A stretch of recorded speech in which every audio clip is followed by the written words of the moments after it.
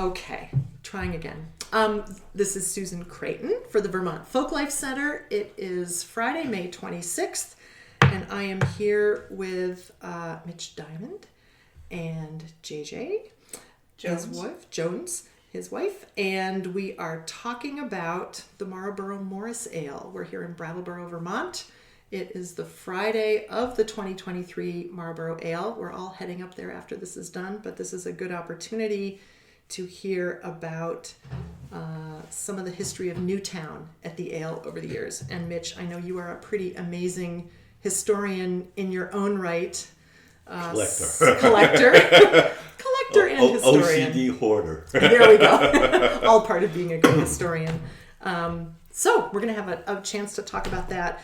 But just to kick us off, I'm wondering if you would both take an opportunity to just tell me kind of where you started. Where were you born? Where did you grow up? And how did you stumble onto Morris dancing? How did that happen?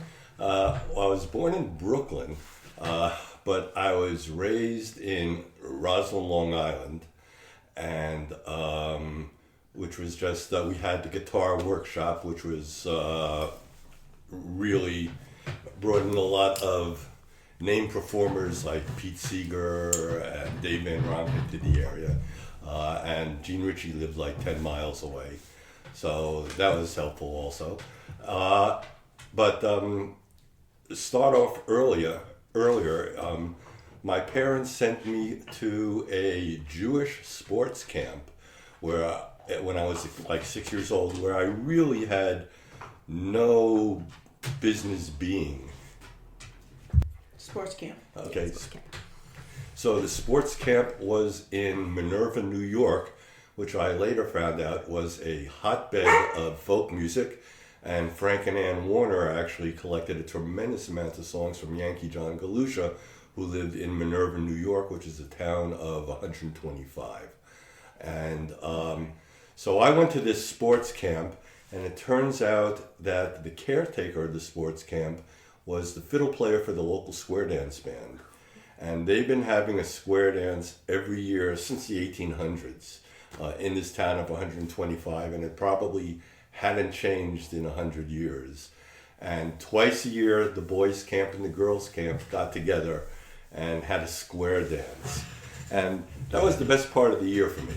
So screw the sports, I really didn't care. When's the square dance? So that was my first square dancing. Of course, we had the gym stuff, and everyone hates dancing when they're in sixth grade. They did Boomsa-Daisy, and no one wants to touch butts with someone of the opposite sex, so that was horrible. What a choice. So I'm in Roslyn, and my school had something called Culture Week. And every year they would bring artists in for Culture Week, and they would bring ballet dancers, and they would bring jazz drummers and stuff like that. And I was already into folk music. My best friend at the time was nephew of Harold Leventhal, who was manager of Woody Guthrie and Lead Belly and put on the first Bob Dylan concert. And he knew more about folk music than I did. So we were writing a folk music magazine. And at the time, folk music to us was Bob Dylan and Phil Oakes and Buffy St. Marie and Joan Baez. And then Culture Week at school, they invite Gene Ritchie, who lives 10 miles down the road in Port Washington. And our jaw dropped, though. My jaw dropped. So my friend Stan says, let's have the Kaylee at my house. I said, oh, that's great. What's a Kaylee? And he goes, oh, that's like a hootenanny. I said, great idea. So he calls up Gene Ritchie and invites her to the house. And so it's 7 o'clock, and Gene knocks on the door, and there's like 5 dweeby little teenagers. and Gene Ritchie comes walking with a dulcimer. And I always say, if I was Gene, I would have looked at my watch and said, oh, it's 7:05 already. I got a roast in the oven. I got to go. But she stayed, and we went through all our songs. All us teenagers went through all our songs, and in an hour they were gone. We went through our whole repertoire, and she just kept on. At one point, she chided us for, told me I wasn't doing my homework because I didn't know the words to Amazing Grace. But how many Jewish kids in Long Island knew the words to Amazing Grace in 1966? This is like before Judy Collins sang it, and entered the folk consciousness. So the next day after that, I ran out and I bought myself a Gene Ritchie dulcimer, and I bought myself a complete set of Dover child ballad books, and I was off and running into folk music, into real folk music as opposed to singer-songwriter stuff. Yeah. So my friend Stan happened to find Pinewoods in 1969. And he said to me in 1970, you got to go to Pinewoods. You got to go to a folk music week with me. Gene Ritchie's going to be there. I said, oh, great. So I go to Pinewoods in 1970. I'm 19 years old. I'm going to be 20 a couple months later. And, I loved it. It was great. And the last day was Abbott Bromley. And, of course, everyone's jaw drops who sees it for the first time, and everyone's crying and all that. And then later in the day, there was some Morris dancing, and there was really only a few Morris dancers there. And I remember specifically a double jig by Shagretz and Blake Hansen. Oh. And my jaw kind of said, wow, this is great stuff. So this is 1970, and there wasn't a local Morris team around in the United States. So that's where I first saw it and kind of how I got into this. Were there any other young people your age at camp at that time? At Folk Music Week. Oh yeah, there were a lot of teenagers and 20-year-olds and great. All the way up to 90, Okay. And I went up there. The people who brought me up were Mimi Greddy and her then husband David Jones. And they were like 5 or 6 years older than I was. They drove me up because I knew them from where I was in college, and I was president of the Folk Music Club. Right. So we got to be friends, and there were a lot of people our age there. Right. So that was a lot of fun. And where I first saw it, and then we go on to Roger Cartwright. Okay. Well, let me go over to JJ next then. JJ, how did you find I have Morris? It's a very mixed story. So as a kid, my family were ice skaters. My father was actually quite good, and we used to go to the figure skating club. Wow. And my mother played the accordion from a young age. She had always wanted to play it, and when she graduated from high school, she bought herself an accordion with her first job money and took lessons. So she and my grandmother were on a campaign to have me learn to play the accordion, and I did not want to have it. And they bought me an accordion for my 12th or 13th birthday, I don't remember which. And I learned to play a few tunes on it, but I did not want to take lessons. Meanwhile, I was playing the ukulele and the banjo uke, figuring out chords on my own, and then, when the great folk scare of the 60s came in, I eventually got a guitar, but I was also doing, as a kid, I did some other kind of dancing, like show dancing, you take the mixed stuff. And then in college, I danced in a couple of the musicals that they put on. So time passes, and I'm teaching, and I'm working at a camp in Putnam Dutchess County, which is north of New York City. They call it upstate, but growing up in Rochester, that's not real. It's not upstate really. And two of the people I worked with were children of Marge and Ed Potter of Potter's Porch. And during our days off, we would go to Marge and Ed's house in Connecticut, and they would take us to various folk dances. Round Hill was where I first saw Morris. Oh my. And I saw, the name escapes me, Suki's husband. Rhett. As a teenager dancing Morris with the Greenwich Guard at the Round Hill dance. Wow. And I thought, that looks interesting, but I wasn't interested in doing it myself. I just thought it was an interesting form. And I found out about Pine Woods from Marge and Ed. And when I eventually went to Pine Woods, that was back in 78 or 9, I can't remember which year. But back then, you had to fill out a survey of your level. What level are you in English dancing, in American dancing, in rapper, in Morris? And you had to put beginner, intermediate, or advanced.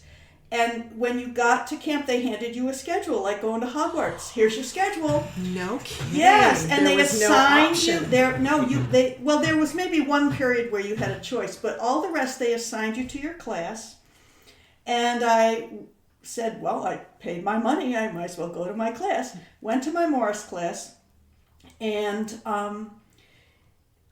there were other people there who were more advanced beginner than me. But the things that I liked about doing other kinds of performance dancing were the same in Morris. You stay in line, you interact with the people in your set, you do the right thing at the right time, and all of that sort of stuff made me think, oh, this is more fun than I thought it would be.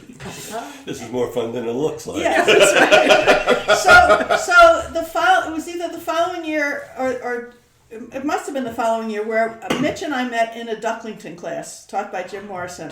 No kidding. Yes. Hey, baby, you want to learn how to caper?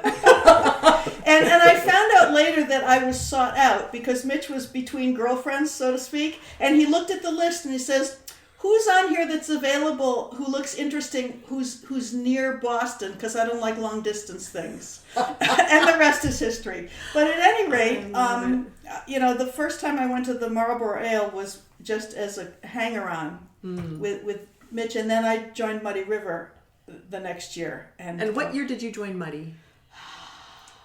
81, I think it was. Okay.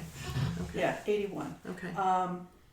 And I danced for a while, got raging shin splints, so I divided between playing music and dancing, and meanwhile got the 120 bass accordion out of the closet that hadn't been played for that many years, and eventually sized down to something more portable. And I remember other things. When I was a kid, I liked to play dress up. And when I was 12, my father told me I was too old to play dress up anymore. And I fooled him. I grew up and joined the Morris team. Perfect. So that's how I got started in all this weird stuff. Oh, that's great. That is great. Oh, thank you. Okay. So this makes me realize I would love to come back and talk with you more about Muddy River over the years, because Muddy's been coming to the ale for a long time.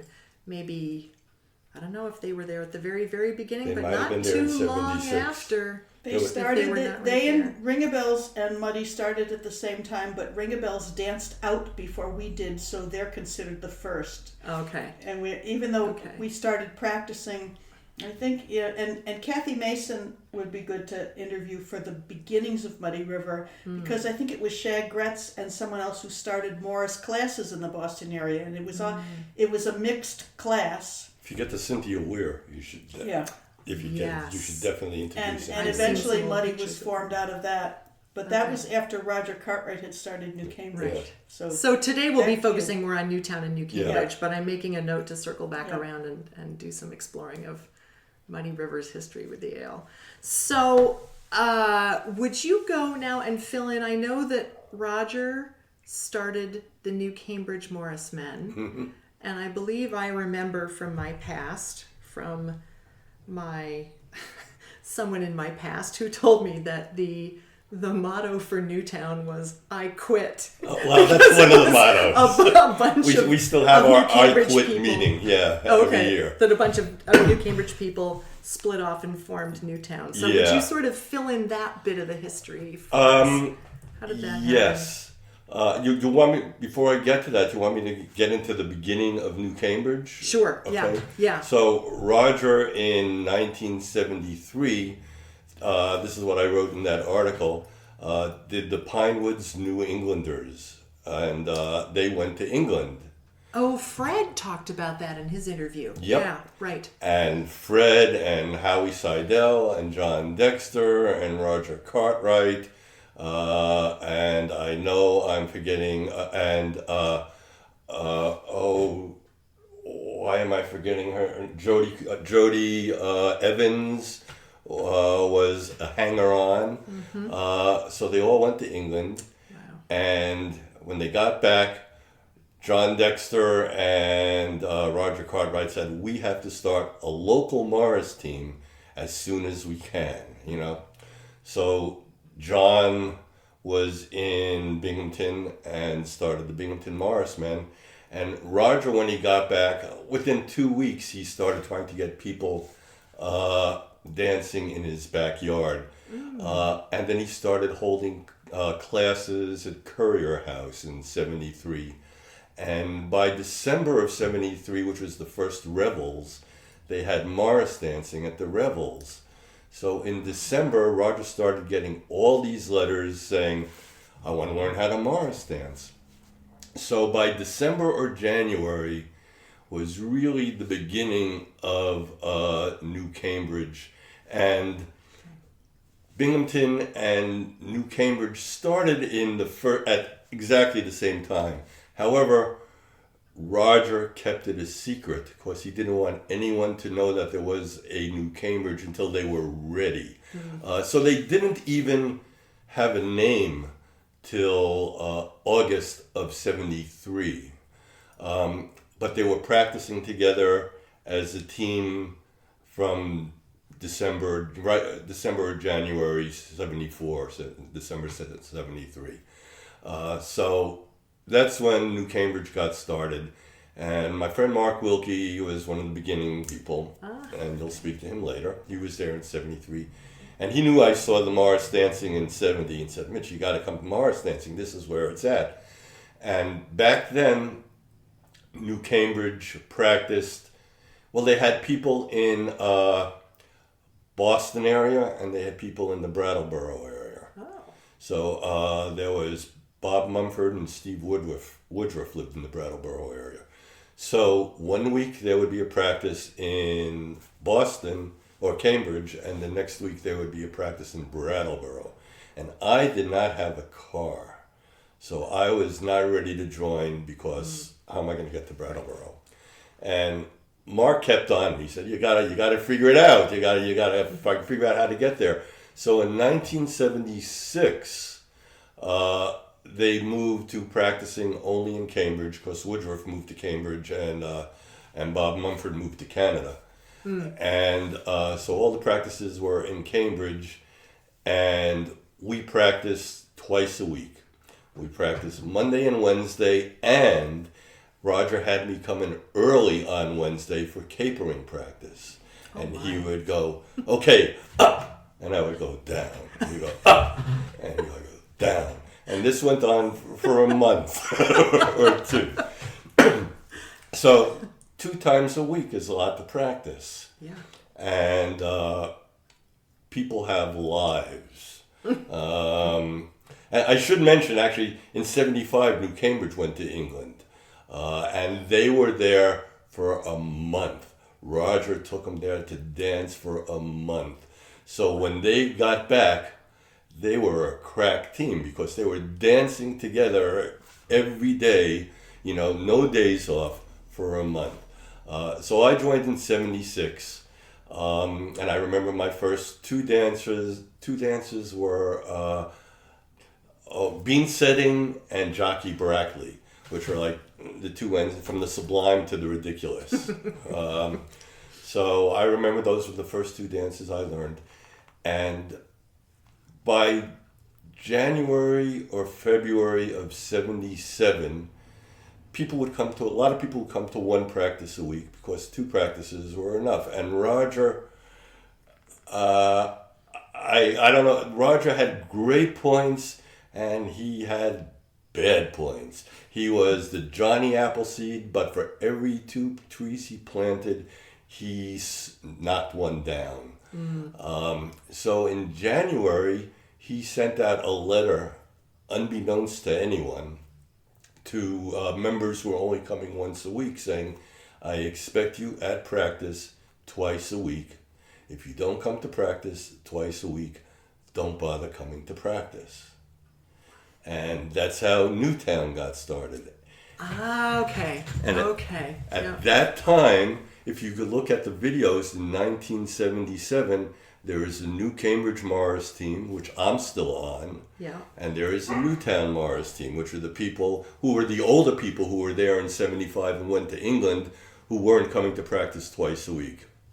I've wondered, because I've come across some photos that show people in both kits in the photo. Yes, Okay. there were a few people who are... Mark Wilkie was on both teams. I think he was the only person who was on both teams at the time. Eventually, there were three very difficult personalities, one being Roger, and all three had left town. So at that point, people said, well, this is ridiculous. Why don't we all get back together again and dance together as one team? And the people who had left New Cambridge, they were pretty pissed off. And they said, okay, we'll dance together, but I'm not going to use the name New Cambridge anymore. Forget about that. So we kept the name Newtowne. I think the last New Cambridge squire was Bob Doucette. And Mark was probably squire of Newtowne at the time. So we merged back together in, I think it was the fall or winter of 77. Okay. And became Newtowne. Okay. Wow. So that was tough times. Newtowne is born. Yeah. Or evolves. Evolved. Right. That's actually, and we've kept a lot of our tenets from then, which is that you can be out of town and come to practice, and you're going to be in a number of dances. We realize people have lives, and if you can only come to practice every other month or every month, that's okay. You're still on the team. So, and for a while, Newtowne did not have a squire, and even now I'm considered the secret squire. and if I sign a letter, I'll sign it one of the squires of Newtowne. Because Roger was kind of a control freak. And no one wanted a control freak to be running Newtowne anymore. So no one wanted to give anyone supreme authority. Right. Okay, I want to come back to that idea, but let me circle back around to the first couple of Marlboro ales. So was New Cambridge coming New Cambridge as came early in as 76. Okay, and 77 was New Cambridge and Newtowne. Yes, and that was my first year. Okay, and then by 78, was it still both teams? It or was Newtowne. Newtowne. It was just Newtowne from there on. Okay. And you guys have been We're quite still a fixture ever since. We've had ups and downs. Yeah. We went through a down recently, and just luckily, we only have 8 people at the Yale this year. Really? Well, there's another young upstart team, and half of our members are on that. I saw this new team that I didn't great. recognize. And I recognized the people, but not the team. Yeah. They want to be the new Mr. Jorix. They still have their knees. They can jump high. Right. So luckily we had 3 new people come to practice in the past couple of weeks. So that's great. Good. Yeah. Okay. So talk about how the Newtowne hijinks started with the pig roast. I'll get there. Yeah. We'll get there. Actually, let's just go there next. Yeah. Okay. Because there was Newtowne clearly has a lot of creativity and too much time on their hands. Yes. I forget whether it was 77 or 78 that they had the pig roast. I think I went to one feast that was not a pig roast and one feast that was a pig roast, where you stood outside and waited in line for hours to get a little piece of dried up pig. That, really, we probably stood there for between 6 and 8. The pig wasn't done. And then the next year they said, screw the pig.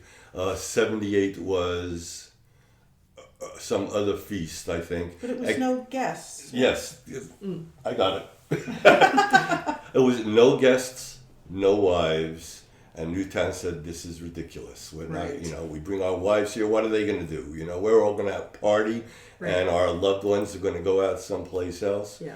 So 79 was our first feast, where we said we'd love to go, but we have a problem with our wives and girlfriends not being invited and our guests. So we're going to have our own feast. And actually, over the years, our feasts became so much fun that people would rather come to our feasts than go to the feast up at the hall. They would rather go to the Newtowne feast. Well, even minus all the hijinks, I remember that there were some really good cooks Oh on Newtowne. my gosh. So the quality of cuisine was already going to be pretty amazing. We had one feast, and I think I gave you the menu. It was an 11-course meal. And by the time the steamed bass came out, no one could touch it because everyone was so full. Is that the year of Megawatt? The Megawatt came. We had this big wok. That, I don't remember. I think it's been there for a long time, the Megawatt. Wow. So that was generally just us and our girlfriends and stuff like that. Mm-hmm.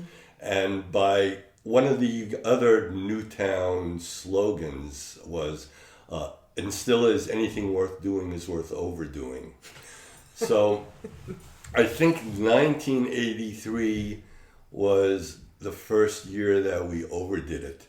And we had a Mexican feast, and we started doing other things. Like Mark Wilkie had a piñata made in the likeness of Tony Barron in his mother guise. And it was filled with candy and condoms and joke books and all kinds of silly things. And Tony actually came down while we had the thing swinging from the ceiling. So we gave him the honor of smashing the piñata. So that was the first year that the feast started taking on more than just food. Okay. Right. And then it just exploded. And a lot of people were willing to do a lot of work. Right. So can you let's pick either your favorite hijink year or one that comes to mind, and talk me through kind of how did the idea for each year come about? Like, we're going to pick a theme of this, and what's the planning look like? All year long, we would say, what are we going to do for a theme? And people go, let's do Brooklyn. No, that's, we don't want to do that. And so we would talk about it all year long, and we'd finally come up with some idea, or just a location. Let's do this location. Mm-hmm. And then we would get together at a bar, and we would just brainstorm what we could do, what we could bring. You have notes for that. Yeah. What we could do, what we could bring, what we can make, how we could bring the rest of Marlboro into our theme. That became, we didn't want, after Mexican was kind of us alone because it all took place within the feast. But after that, we had Outer Space Year. We made Foamhenge, which was Stonehenge out of foam. I saw that on photos. And we had Outer Space Mind Blaster, which was like a blue alcoholic drink with dried ice in it, so it was smoking and all that. Wow. And we would invite people over for dinner or something, or that kind of thing. Or we would bring, or we had a slip and slide, or we would do California year. California year, we had this slip and slide for California year, and we had for the Scotland, we built a castle. You built a castle. And we had a Scotch tasting, and we got a little bit too noisy in the middle of the night. But it was a way to bring everyone else into the theme. Italy was great because we had the B.F. Harridans all dressed up as nuns. and there would be processionals and I remember something being carried on shoulders. There was sort of a big something on a platform. Was it like a Madonna? Yeah. I think like in the North End where they carried the statue.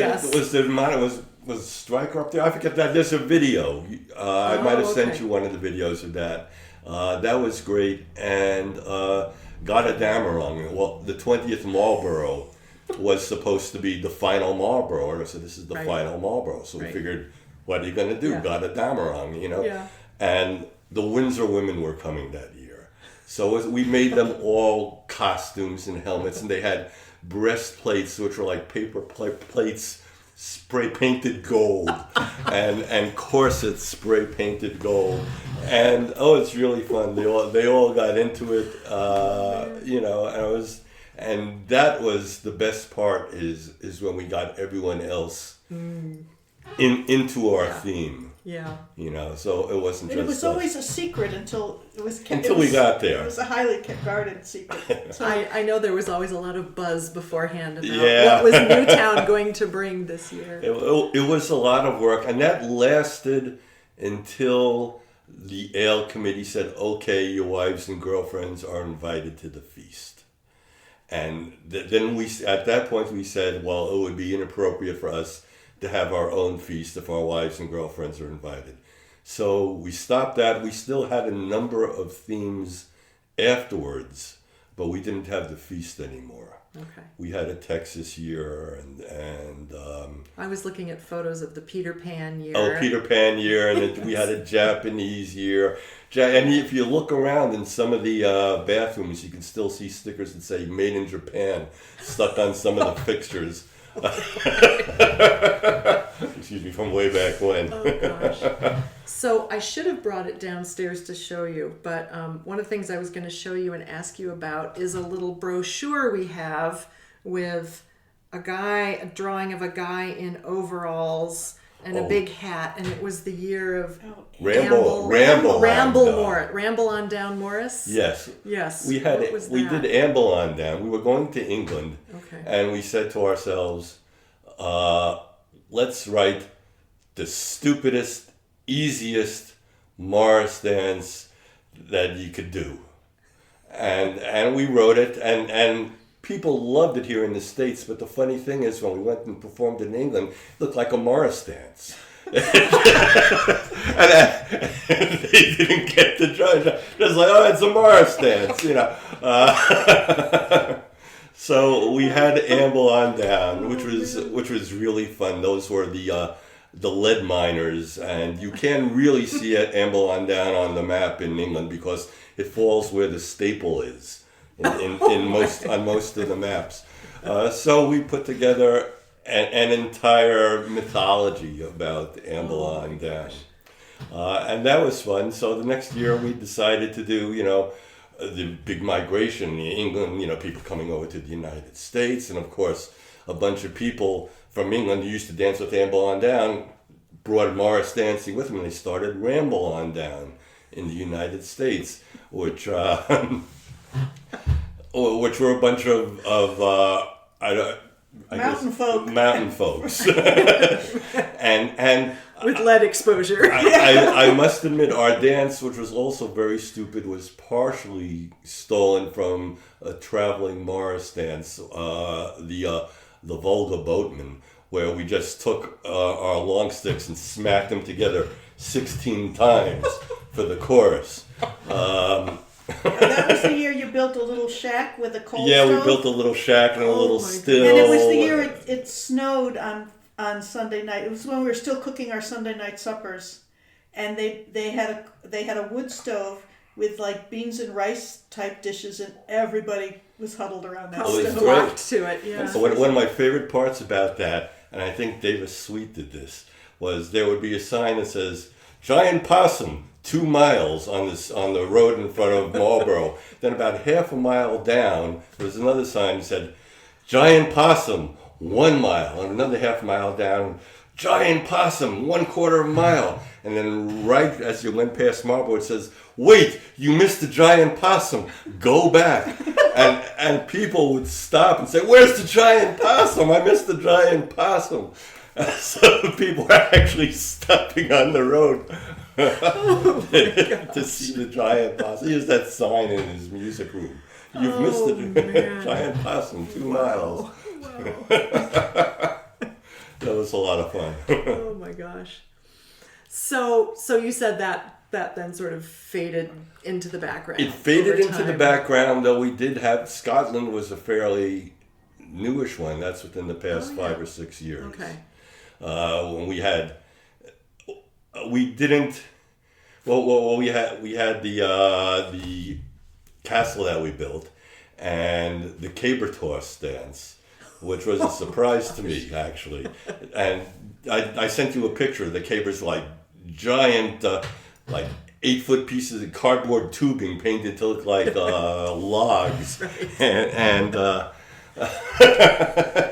they did a stick tossing dance with the cabers. That was a lot of fun. Oh my God. It's harder to do hijinks now because when all of the meals move to the dining hall, there's not a lot of activity on the soccer field anymore. Except now they have the potluck and Aunt Sally, but there wasn't time to do all of like No cocktail free time. parties and so the focus moved up the hill and a lot of that hijink stuff kind of faded because it was too hard to get an audience and no time to do it. Monday morning they used to play bialy ball and who could leapfrog over the tallest person, and they had contests on Monday morning, and now people just pack up on Monday morning and leave. Right. So that's when we pulled out the slip and slide and stuff like that.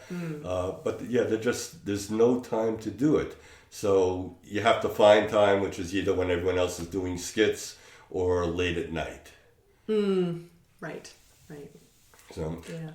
I forget which year we built the sauna bath. Was that part of might have been California? There was supposed to be a California team that couldn't come and they could It only... was Sunset Morris. Sunset Morris was they were supposed to come and they couldn't come, so we were invited. So we figured, what the hell? We had Edie Lester, who was Sunset Morris's musician, was now our musician at the time. So we wrote to Sunset and we said, could you send us your vests? So we went to Sunset Morris. And people would look at us and they said, what's going on here? Because I recognized the musician and I recognized the kid. Something's not right. What is it? Something is wrong here. So that was a lot of fun. And we had a big Newtowne dragon flag. And the Newtowne dragon, they put on Jam's bathing suit on the dragon, gave it sunglasses and stuff like that. I love it. Hollywood sign. I love it. Yeah, that was a fun year with the Hollywood sign and all that. We just recently heard from Gene Lerner, who's, I guess, out in California Right. and was on Sunset Morris way back, but then said he was in the Boston area for a short while and joined Newtowne and had some good photos to share with us. Yes, and yeah. Had a, Yeah, it just seemed like another example of you're never off the team. That's you may right. be far away, That's but you're right. never off Sure, the you're team. He's never off the team. If he comes from California, and a matter of fact, he did for a number of years. He came from California to Marlboro, and he danced with us. He would arrange marvelous. he was a lecturer at colleges, and he would arrange a lecture, and he'd come to the East Coast, and he'd go to Marlboro, and he'd dance with us. Oh, nice. Yeah. So those hijink traditions have, if not entirely faded away, they've sort of evolved into something else. Are there other favorite traditions that the team has of coming to the AL that we may or may not know about? We never pick a show dance before we come to Marlboro. We don't say we're going to work on a show dance. Oh. We never have. We've always said every dance is a show dance. So we should be able to pick any dance at any time and pull it out.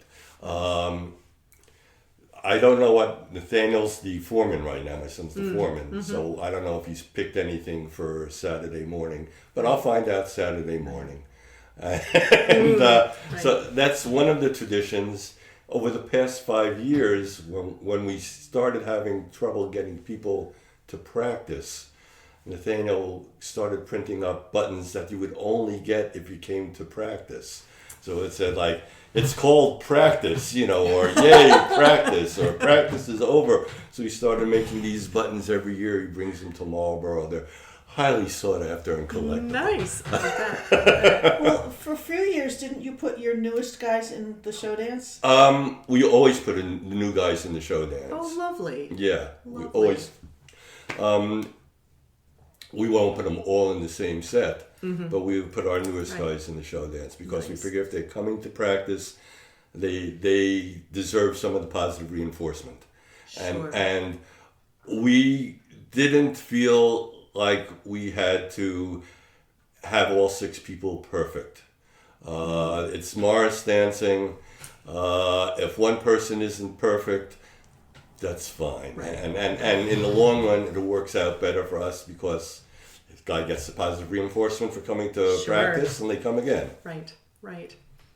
So now that you've mentioned it, we also send our newest person when they have the Squires meeting. Our newest member is always sent to the Squires meeting. Really? Always. Well, that's kind of a good orientation, I guess. Yeah. Shoved into position of responsibility. Yeah, right? it works.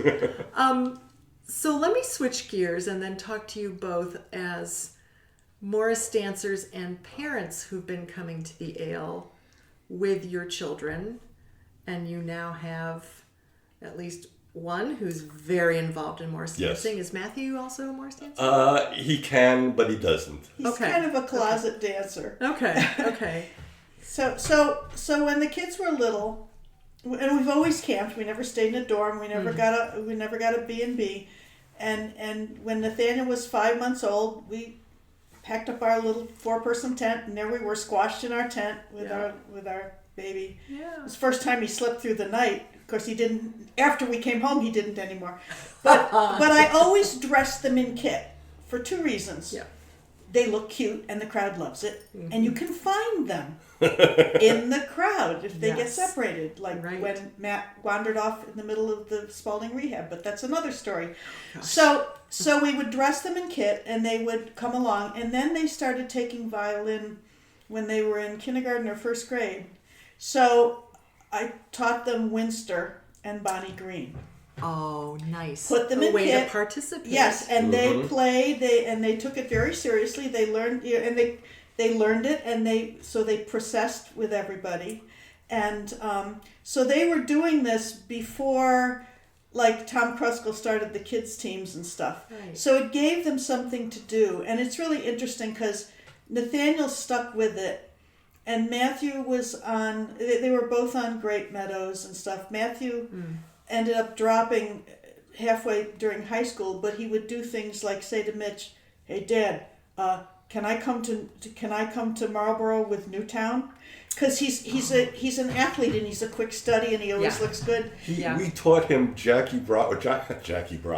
That's what we call it. We taught him broccoli jockey during one stand in Brattleboro when he got into the show dance. Wow. And he was pretty darn good. And he went to the University of Maryland, and when the Newts were down there for the cherry blossoms, he showed up at the stand in whites. So he's kind of so he feels an affinity to it. Yeah. These are my people. And he likes. I mean, we went to family camp and he did all that stuff. Yeah. And Nathaniel's first ATM traveling Morris was when they're 3.5 years apart. And when Matthew was born in July, Mitch took Nathaniel for the first 3 days of the traveling Morris. This was the deal. So. JJ gave birth to the baby, right? Gave birth to Matthew. And I said, hell, new baby is not going to keep me away from the traveling Morris. So JJ, God love her, says, if you take Nathaniel with you to the traveling Morris for half a week, then you can go for the full week. And that's what we did. So there he was in his little kit. He went with his little kit. And he used to, when Davis was the musician, Nathaniel had a big fat slinky. And he stood next to Davis. This was when he was 3.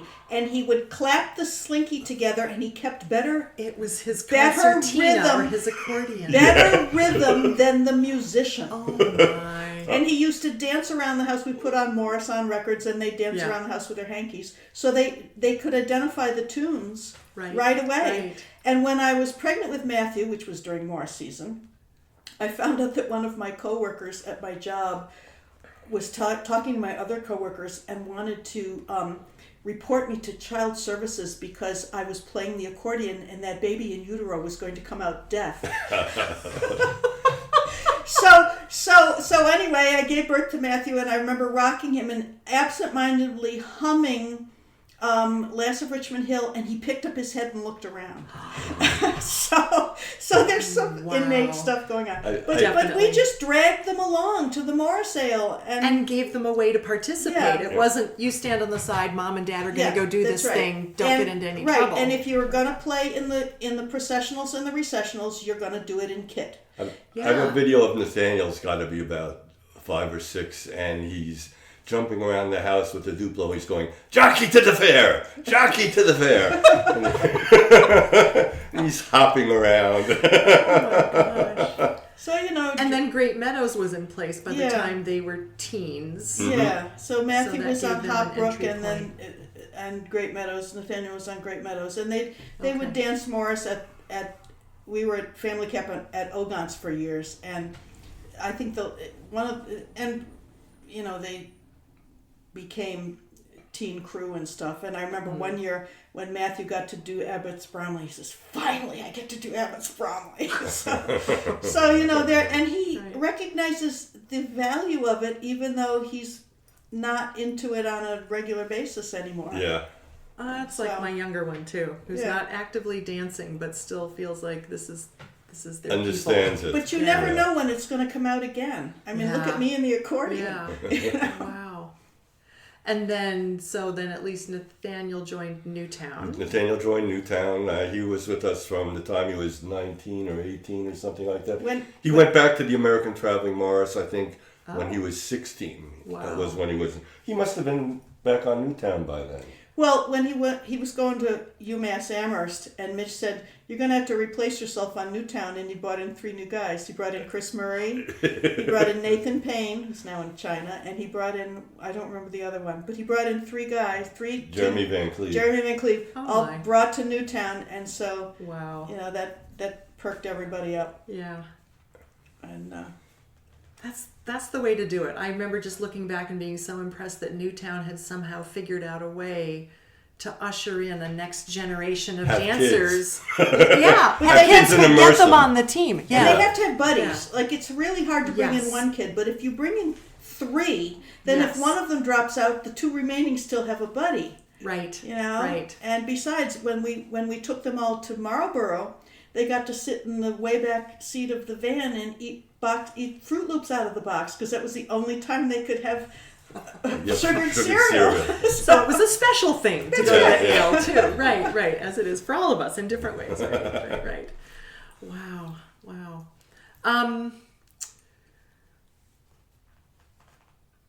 What have I not asked you about Newtowne at the Ale that you would want to tell? Well, most of the work. One of the other reasons for the bigger hijinks dying out was a lot of the people who did a tremendous amount of the work had back issues, had knee issues, got old. They reached 45 or whatever. You know? When Morrison used to get out, right. And stopped doing that. Mark Wilkie did a lot. David Sweet did a lot.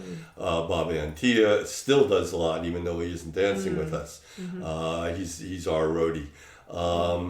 So we still have people who are willing to put in the work, and it takes a lot of work, like to build the Scotland Castle and stuff like that. Right. But that's one of the reasons it stopped. Besides not having the time, what are you going to build that's not going to take up the time, is going to be able to fit in whatever time is there, and who's going to do the work to do it? Right. You know? Yeah. So there's that. I don't know. What else do I want to tell you about it? Well, it's the demographics too, because when our kids were little, there was this huge glut of little kids. Everybody was having kids. Yeah. All of the folkies from the 60s and 70s all of a sudden had all these kids. We used to go to Pinewoods Labor Day, and there would be enough little kids to have a rotating babysitting among the parents. And now there's some kids, but now we notice that people are just starting to have kids again. Right. It So was kind of a in lull another there. 10 or 15 years, there might be a bubble. Another resurgence, bubble. right? But that means they had a peer group then to Yeah. hang Yes. out with, have fun with, and Yes. eventually dance with. Yeah. Yeah, that's so important. I remember the first Newtowne dance I ever saw, which was the Saturday morning get together at Marlboro, which was on the field now where people camp. That's where we danced at, and Newtowne danced Upton on Severn. It's like, holy smoke! And they did the rounds, and I think Mark called it weenie roast. Because everyone takes their sticks and holds it into the middle. And I thought it was the most amazing thing. I was so impressed with that dance. That's when we used to camp where I guess there's a parking lot now on the other side of the road and below the parking lot. Right, down there, right. We used to camp there. And I remember dancing with Strong was there, and they did, what was the dance?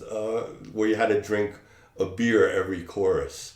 And it was like they would play trunkles, and everyone would go out there and do a version of a trunkles jig or something like that in a different style, and then down a beer. And luckily I only did that for 1 year because I paid for it the rest of the weekend. You have described so many great, vivid Newtowne moments. Do you have any personal favorites that rise to the top for you? Personal favorites. I enjoyed the year of yes, outer space year when we had the monolith. Right, we built the monolith, and the monolith disappeared one day. Like, what the hell is going on? Who took them? Someone stole our monolith. And it reappeared the next day with a Toronto kid on it. And at that point, and Tony came over, and we were all doing the beginning of 2001 to the monolith. And Tony stood up on the railing on top of the steps going up the hill, and he handed down his book to the masses. His first book had come out, and he handed it down to the masses. It was very, very funny. Oh my gosh, that's great. That is great. So that was very funny. That's great. All the processions. This is a funny story. We did the year we did Gotterdammerung, we're Vikings, and one of my sons is wearing a T-shirt that says that my dad conquered England and all I got was this lousy tunic. We saw that photo. Yeah, We were laughing. And yeah. I said to one, I said, I want you to hold this teddy bear. I took a teddy bear I got at a thrift store, and I cut the head off, and I just lightly attached it. I said, I want you to hold this teddy bear. He says, no, so I'll give you an ice cream. He says, okay. So as we process on to the thing, I grab the teddy bear from him, and I bite the head off and spit it out. And at the end of the dance, Steve Howe comes to me and says, you got to talk to that little boy over there. And there's Jeremy Van Cleave crying his eyes out. And I'm going, Jeremy, this little teddy bear was no one's special teddy bear. He was an actor in this play. And this was his role as an actor. And he was no one's special teddy. He said, oh, okay, no one. Yeah, he was fine. And he eventually calmed down. and that was really wonderful. That was wonderful. Those processions, the ones that I have on video of the Vikings, and it looks like a Viking ship. We're all rowing, and we have and we have the Windsor women in their gold paper plate breastplates are going, whoa, all behind us. And anytime we can get the rest of the group in is really fun. One of my favorite laughs also was Outer Space Year. And what we did was we had wireless earphones in all the dancers, all of Newtowne had wireless earphones, and the musician was Davis. He was playing electric mandolin, but the blurb was, "In space you can only hear the bells." So no one else could hear the music except we could hear the music. So we were dancing to the silence, and Bob DeLuca came out holding an inflatable globe and started whirling around the universe. With this globe, he sort of came in and out of the dance. It was really hysterical. That's brilliant. Very funny. It's just brilliant. He was brilliant. Yeah. Wow. Yeah, there was so many fun years. Also, Italy year. One of the great things was Davis talking and giving a speech in fake pidgin Italian, and Kathy Mason translating. And had absolutely nothing to do with it. And she was just talking off the top of her head. It was very, very funny. That was the garlic year. Garlands. They had garlic. They did a garland dance with clumps of garlic. The garlic dance would fall off, and it would get squashed as they did their stepping. Oh my! It smelled so good. It smelled fabulous. We had I bet. Peter Folks was living in Boston at the time. Yes, I remember that. And he taught us. He was on Newtowne for 5 months, and he taught us a garland dance. So we said, well, this is how we came up with the idea for Italy. We're going to do a garland dance. Let's do a garlic dance. So if we're doing a garlic dance, we have to do Italy. So we did a real garland dance. He taught us a garland dance, and we did it with garlic strewn garlic. garlands. Oh my gosh. Well, That was a lot of fun. oh, that's just marvelous. I know that Newtown's presence at the Ale has just been such a highlight. Thank you both so much.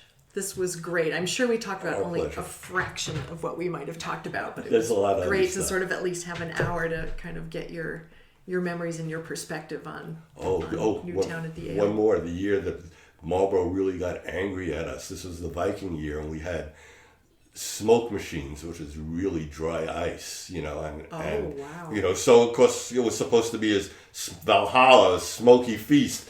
And so Marlboro came running in fireman outfits to put out the smoke machines. They got PO'd at us. They thought we were, that it was actual smoke. Right. Anyway, but I digress. Oh God, there was no lack of creativity on your team. It was a lot of fun. Wow.